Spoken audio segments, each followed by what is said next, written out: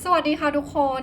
สำหรับคลิปวิดีโออันนี้นะคะตาก็จะมาสปอยตอนจบนะคะของนิยายวายชื่อ Two Worlds นะคะโลกสองใบใจดวงเดียวนะคะของนักเขียนพรางเรื่องนี้นะคะเคยทำคลิปวิดีโออันแรกไว้แล้วนะคะถ้าใครยังไม่เคยไปดูนะคะแนะนำให้ไปดูอันนั้นก่อนนะเพราะว่าไม่งั้นจะไม่สามารถติดตามเรื่องต่อได้นะคะลิงก์นะคะจะอยู่ใน description box ข้างล่างนะคะใครสนใจก็ลองคลิกเข้าไปดูนะคะตักจากอนาคตนะคะคือตักกำลังตัดวิดีโออยู่แล้วก็กังวลว่าเพื่อนๆบางคนอาจจะสับสนในตัวละครหรือว่าในโลก2ใบนี้นะคะก็เลยจะขอสรุปคร่าวๆดังนี้โลกที่1กับโลกที่2นะคะเป็นโลกคู่ขนานกันโดยโลกที่2เนี่ยดำเนินเรื่องช้ากว่าโลกที่1เป็นเวลา5ปีในโลกที่1นะคะภูผากับครามเนี่ยรักกันแต่เกิดเหตุการณ์ฆาตกรรมขึ้นนะคะทำให้ภูผาเสียชีวิตแล้วหลังจากนั้นนะคะครามก็ไปที่บ่อเงาจันทร์นะคะแล้วก็ถูกน้ำที่ก้นบ่อเนี่ยดูดนะคะจนครามเนี่ยไปปรากฏตัวที่โลกที่2ซึ่งเป็นโลกคู่ขนานกับโลกที่1ในโลกที่2นี้นะคะเมื่อ12ปีก่อนไทยกับครามเนี่ยคือรักกันแต่ว่าครามในโลกที่2นะคะถูกฆ่าตายโดยพ่อของไทยเพราะว่าพ่อของไทยเนี่ยรับไม่ได้ที่ไทยจะมีความรักกับเพศเดียวกันหลังจากที่หลุดมาในโลกที่2นะคะครามเนี่ยทราบว่าภูผาในโลกที่2เนี่ยยังมีชีวิตอยู่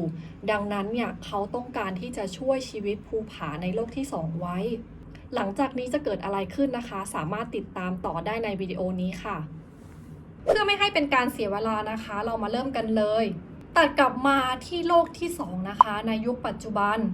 เมื่อครามนะคะหลุดเข้ามาในโลกที่2นะเขาก็รู้ว่าภูผาในโลกนี้นะคะคือยังไม่ตายครามนะคะเข้าไปขอร้องไทยนะคะให้ร่วมมือกับเขาเพื่อช่วยเหลือภูผานะคะจากการโดนฆาตกรรมไทยนะคะตอบตกลงร่วมมือกับครามนะคะเพราะว่าไทยรักครามมากแม้ว่าการเข้าไปช่วยภูผาครั้งนี้นะคะจะทำให้ไทยแบบเจ็บปวดเพราะว่าไทยนะคะเห็นได้เลยว่าครามยอมทำทุกอย่างเลยนะคะเพื่อที่จะรักษาชีวิตของภูผาไว้และนั่นหมายความว่าภูผามีความสำคัญกับครามมากสำหรับครามนะคะภูผาเนี่ยเหมือนเป็นคนในครอบครัวนะดังนั้นครามก็เลยรู้สึกว่าเขาต้องช่วยเหลือชีวิตภูผาไว้ให้ได้ถึงแม้ว่านะคะภูผาในโลกนี้นะจะไม่รู้จักกับครามและไม่มีความทรงจำอะไรระหว่างครามกับภูผาเลยก็ตามนอกจากนั้นนะคะภูผาในโลกนี้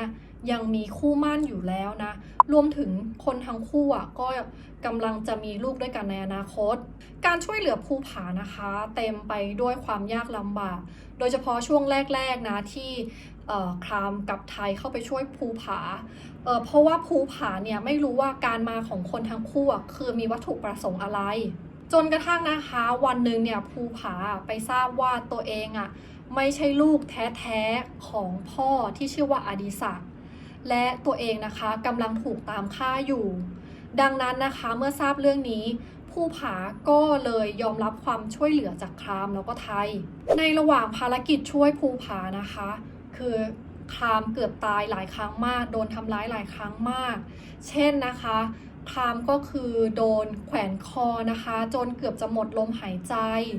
ครามโดนแบบยาพิษนะคะจนตัวเองเกือบตายนะคะแต่ว่าทุกครั้งคือไทยสามารถเข้าไปช่วยเหลือครามได้แบบทันท่วงทีไทยนะคะไม่ลังเลเลยที่จะเสี่ยงชีวิตของตัวเองในทุกๆสถานการณ์นะคะเพื่อที่จะเข้าไปช่วยเหลือครามและนั่นนะคะทำให้ครามค่อยๆรู้สึกผูกพันกับไทยเป็นอย่างมากครามนะคะรู้สึกอบอุ่นนะคะแล้วก็ที่สำคัญคือรู้สึกปลอดภัยนะคะทุกครั้งที่มีไทยอยู่เคียงข้างนอกจากนั้นนะคะเมื่อครามเนี่ยได้มาใช้ชีวิตอยู่ในโลกที่2นะคะสักพักหนึ่งนะคะความทรงจำต่างๆนะระหว่างไทยกับครามของโลกที่2เหมือนว่าจะค่อยๆนะคะถ่ายทอดมาให้ครามนะที่มาจากโลกที่1และครามนะคะก็เหมือนจะค่อยๆรับรู้ความรู้สึกของไทยและครามในโลกที่2ด้วยนะคะคือเหมือนกับว่านะคะครามในโลกที่1นะคะกับครามในโลกที่2นะคะค่อยๆแบบ รวมกันนะคะจนกลายเป็นคนคนเดียวกันนั่นเองในระหว่างที่ช่วยเหลือภูผานะคะครามคือเริ่มอาการไม่ดีครามคือเริ่มแบบกล้ามเนื้ออ่อนแรงนะคะรวมถึงเริ่มมีเลือดกำเดาไหลโดยครามนะคะรู้ว่าโรคนี้คือโรครุมานานะคะซึ่งเป็นโรคร้ายแรงและไม่มีทางรักษาและนั่นนะคะทำให้คราม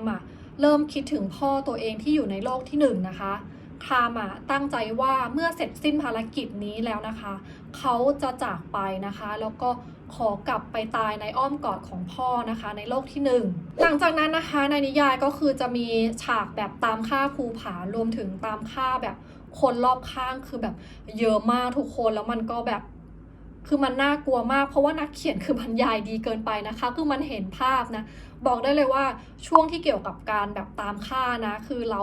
อ่านต้องแบบอ่านหยุดคือไม่กล้าอ่านไปเรื่อยๆมันแบบมันกลัวคือดังนั้นนะคะเราก็จะขอแบบข้ามฉากพวกนี้ไปนะคะเอาเป็นว่านะคะการช่วยเหลือของภูผานะคะคือมาสิ้นสุดนะคะเมื่ออดิศักดิ์นะคะคือพ่อของภูผาและภูผาเนี่ยถูกจับตัวไปขังคุกอยู่ที่หนึ่งนะคะในระหว่างที่โดนจับตัวไปนะคะอดิศักดิ์ก็คือวางแผนฆ่าคนร้ายนะโดยใส่ยาพิษไว้ในน้ำดื่ม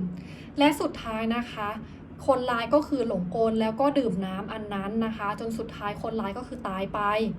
หลังจากนั้นนะคะไทยกับครามนะคะก็คือสามารถไปช่วยเหลืออดิศักดิ์นะคะกับภูผาออกมาจากคุกได้อย่างสำเร็จและปลอดภัยเมื่อภารกิจเสร็จสิ้นนะคะครามก็อาการแบบหนักมากนะคะครามต้องการที่จะจากโลกนี้ไปนะคะต้องการที่จะกลับไปที่โลกที่1แบบเงียบๆนะคะแต่ยังไงก็ตามนะคะด้วยความช่วยเหลือของภูผานะไทยก็สามารถที่จะมาเจอครามได้ทันเวลาพอดีนะคะก่อนที่ครามนะจะกระโดดลงไปในบ่อเงาจันทร์แล้วก็กลับไปที่โลกที่1โดยคำขอสุดท้ายของไทยนะคะคือขอให้ครามรอไทยนะและครามก็ตอบตกลงหลังจากนั้นนะคะครามก็คือกระโดดลงไปในบ่อเงาจันทร์แล้วก็กลับไปที่โลกเดิมทางฝั่งของภูผานะคะตลอดเวลาที่ภูผาได้รู้จักครามในโลกนี้นะคะภูผาก็คือมีความรู้สึกดีๆให้ครามนะคะรู้สึกตกหลุมรักครามอยู่เหมือนกันนะคะ